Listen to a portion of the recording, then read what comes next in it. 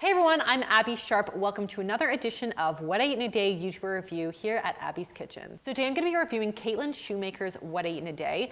In her videos and her blog, she shares a lot of really great vegan recipes, most of which are also oil-free and I think gluten-free as well. So we're going to take a little look at what she's eating for today. But honestly, I'm really lazy in the morning, so I just put a teaspoon of this in my blender with a tablespoon of, oh, I guess I didn't bring it upstairs.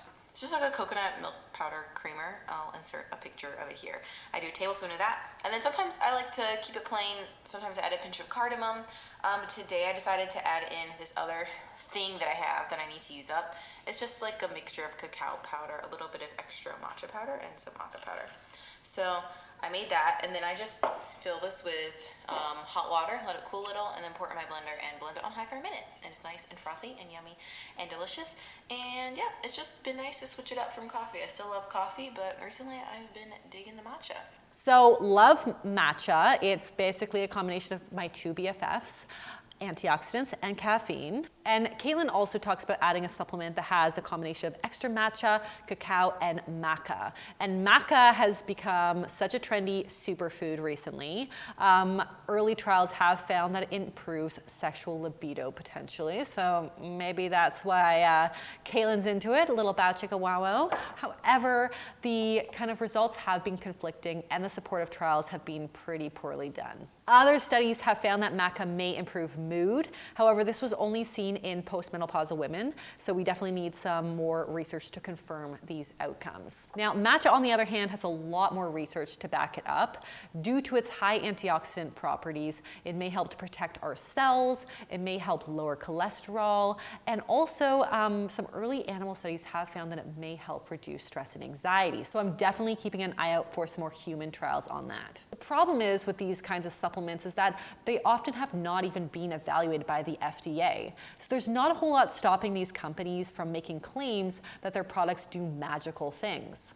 And while things like maca and matcha and cacao are all generally safe for most people and are packed with vitamins and minerals, there's no reason to suggest that you couldn't get a lot of these vitamins and minerals from food and avoid having to pay $35 for a bottle of powder. Personally, I would just stick with the matcha. It seems like she's just trying to get rid of it anyways, which, I mean, we all have a bottle of something random we bought in haste or somebody gave to us at one point that we just kind of feel like we need to get rid of, especially if it costs 35 bucks. But yeah, I would probably stick with the matcha because that's really where the research lies, or just eat more fruits and vegetables and you'll probably be good. All right, let's take a look at her next drink. With my boyfriend Dylan, and now I just made myself some lemon water.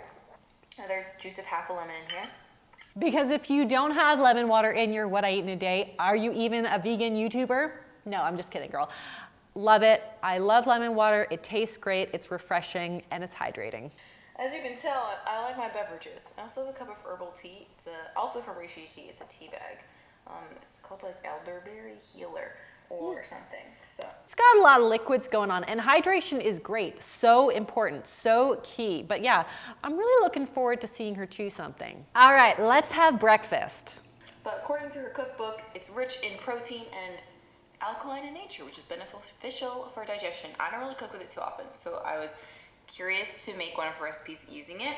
It's basically like oatmeal, but instead of oats, it's using millet, and you make it in your Instant Pot. I know Nisha makes good recipes, so it's gonna be good, but I'll show you guys what it looks like. So it essentially looks like steel cut oats. It's nice and The sound of yeah, it's cringeworthy. I just had to say something because that sound of stirring through wet millet. So before we get into the full breakfast, I want to quickly flag the comment that Caitlin made about millet being alkaline. We've talked a lot about the alkaline diet here and the idea that certain foods are acidic and alkaline or neutral, and the alkaline foods are good for digestion. So promoters of the alkaline diet suggest that you should replace acidic foods like meat, poultry, fish, dairy, and alcohol with foods that are more alkaline in nature. So fruits, vegetables, nuts, and legumes. By doing this, you will apparently alkalize your body and improve your health pretty much in every way imaginable. So by eliminating disease, improving digestion, and of course, weight loss. It sounds really nice, but the reality is there is no evidence to suggest that the alkaline diet actually works. In fact, research suggests that what we eat, whether it's acidic or alkaline, does not impact our blood pH. That is, an alkaline or acidic food will not make our blood more alkaline or acidic. Our blood pH is very well controlled at about 7.4. And assuming that you have working kidneys and lungs, your body does a really damn good job at maintaining homeostasis. If it didn't, Caitlin and pretty much every other vegan YouTuber out there would be dead just by drinking their lemon water every single morning. There is some evidence that what you eat can have a minimal impact on the acidity of your urine, but this is mainly important and impactful for the treatment of things like gout and hyperuricemia. The reason why people feel better when they go on an alkaline diet is because they're often cutting out a lot of alcohol or processed meats and things like that, and they're incorporating in more plant-based foods. This is just another rule that is rooted in basic common sense. Let's see how things come together. But before I eat this, I actually forgot. I still need to take my vitamins and eat my prunes. I went on a trip to a prune farm last weekend, and I used to love prunes as a kid, and it has re-inspired me to eat prunes every day because they are really great at keeping you regular, and if you have problems with constipation, just eat some prunes. They're really cheap. I got these at the bulk bin in my grocery store. I still have to put them in a glass jar, but I'm challenging myself to eat 5 prunes a day for the next month, so. Okay, so first of all, that bowl there looks amazing, very Instagram worthy, and of course, packed with fiber and nutrition, so I definitely applaud that. I also love that she's talking about taking her vitamins. That's definitely the responsible thing to be talking about as a vegan YouTuber. She's being open and transparent that that is part of her daily routine. And let's talk about those prunes, because hey, if I didn't love talking about regularity and bowel movements, would I even be a dietitian? Would I even have an entire playlist all about poop? No. And prunes are one of my favorite poop promoters. They're amazing. Yes, they're great for promoting regularity and treating or preventing constipation. They are also nutrient-packed, full of iron, vitamins K, A, and B6. Now, if the prunes are just not enough to fix your toilet troubles, first of all, speak to your doctor. Make sure you're getting your hydration in, moving, and incorporating a wide range of fiber-rich foods. And like I said, if you want to learn about constipation and bloating and digestion and all that fun stuff, you can check out that Toilet Talk series right here. No need to search, because I know nobody wants their search engine history to be all about poop. I get it. So you can check it out right here. No one's going to tell anyone. Our little secret. I like it. It definitely has like a nutty flavor to it. Not just because I added coconut to it. It's a very similar texture to meat. Just like kind of like steel cut oats. But if you ever had brown rice flakes, it's like a gluten-free oatmeal alternative, because gluten-free people can't have oats. So again, that bowl looks absolutely delicious. And I love that that Caitlin is talking about, you know, the texture and trying to introduce her viewers to something new and exciting that she's just discovered. Millet is packed with antioxidant polyphenols and fiber, and we know that fiber has been shown to help lower blood cholesterol, blood pressure, even blood sugars, promote regularity, so many important benefits. I mean, if I wanted to be nitpicky, I'd say, hey, maybe you could add some more protein into that meal, some extra healthy fats. I know I saw a little bit of hemp hearts on top, but ultimately this bowl is mainly carbohydrates, so maybe some nut butter in there, some tahini would be like amazing swirled in, I think. But yeah, I think that overall it looks like a really healthy, balanced breakfast. I made my like peach cinnamon smoothie thing that I posted in my last video. The recipe is in the video description there, so I'll link it below. It's just like peaches, greens, chia seeds, protein powder, cinnamon, and today I added this like chocolate flavored greens powder, and I'm actually kind of regretting it. I definitely like it better without it.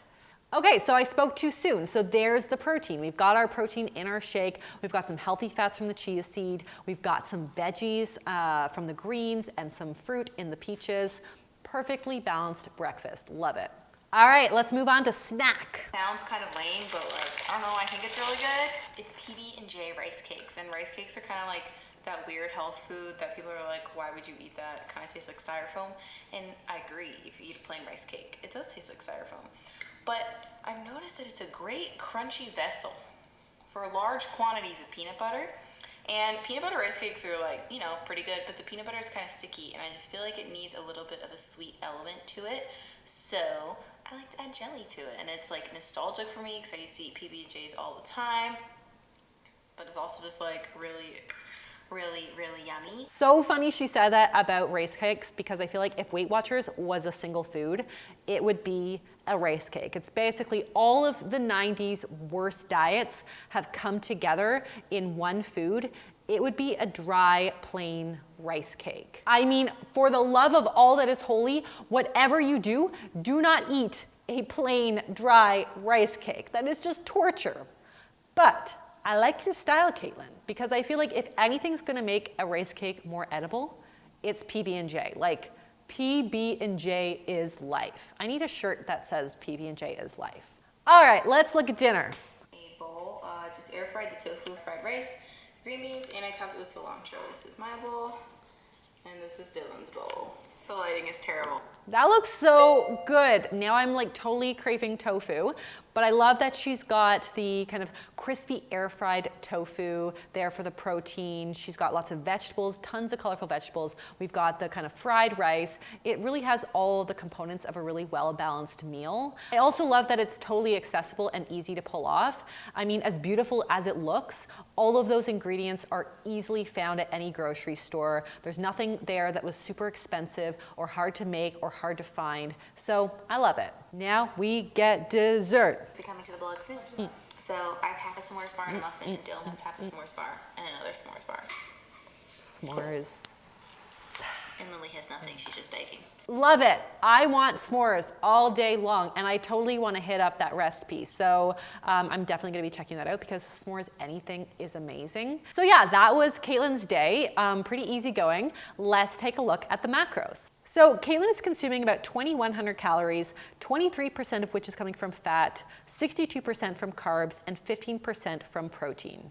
She's also getting about 45 grams of fiber, because I know she talked a lot about regularity. That's clearly of importance to her, as it should be all of us. I mean, who likes being constipated? Not me. So I think she's doing a great job on that. So let's first talk about what I like about Caitlin's day. Number one is Caitlin's simple, easy recipes. So I love that Caitlin really does try to make veganism approachable.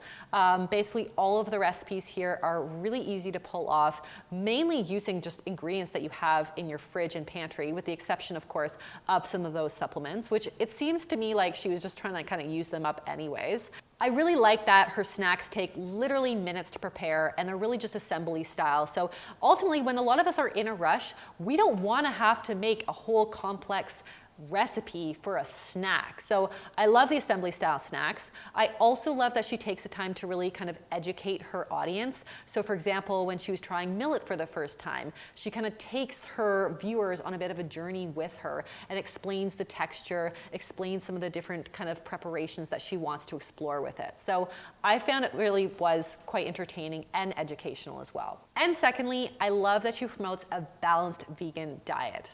So I really like and appreciate that Caitlin ultimately is eating enough, unlike I think a lot of YouTubers out there who promote the false idea that a kind of grown woman can sustain herself on a very low amount of calories. I mean, if you are a grown-ass woman, you need a grown-ass amount of calories. Hard stop. From a diet quality perspective, I would say her diet is rich in fiber. It's got lots of healthy fats, also lots of plant-based protein.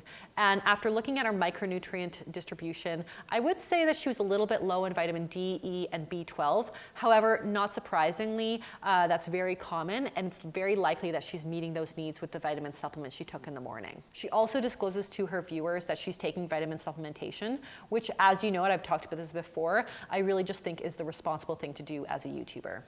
As for what I think that Caitlin can improve on, Honestly, not a whole lot stood out to me. I think that what she's doing is great, and the information that she's sharing is really valuable. I mainly just want to caution the overuse of these kind of nutritional buzzwords so nonchalantly. So with the alkaline diet, for example, that diet has been severely disputed and ultimately debunked. So of course, millet may help with digestion because of its high fiber content, and there's no harm in, of course, mentioning that. It's not because it's been alkalized and therefore has some magical benefits. In conclusion, I'm a big fan of Caitlin. I think that she promotes a kind of vegan lifestyle that's very accessible. Her recipes look delicious, they're well balanced, her diet is adequate, which is amazing.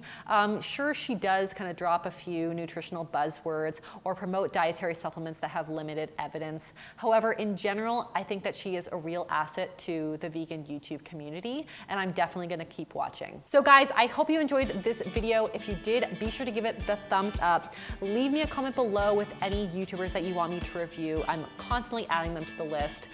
Subscribe to the channel, and I will see you next time on Abby's Kitchen. Bye!